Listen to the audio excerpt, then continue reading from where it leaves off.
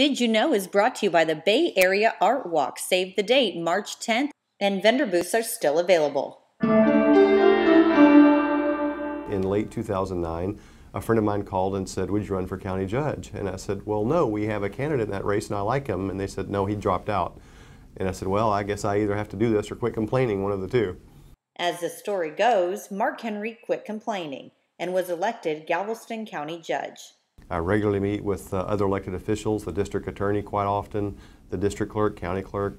So it's being the CEO of a very large organization. But did you know that this county judge spends a lot of time with his head in the clouds?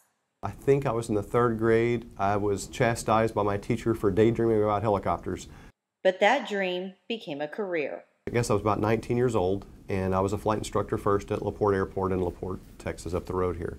I flew commercially for several years. I flew bank checks back when they flew bank checks. They don't bother doing that anymore because it would take too long. Henry says flying planes is cool, but it's nothing like flying this UH-1 Huey. Coolest for me would be the UH-1, the Huey, which is what I soloed in. And I was just talking to a friend of mine last night who was also a Huey pilot.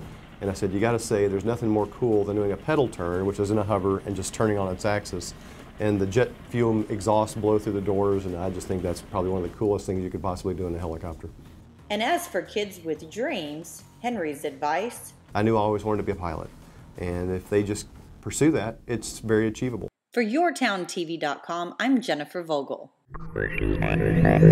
Want more customers? It is proven that consumers who view products through online video are 85% more likely to buy.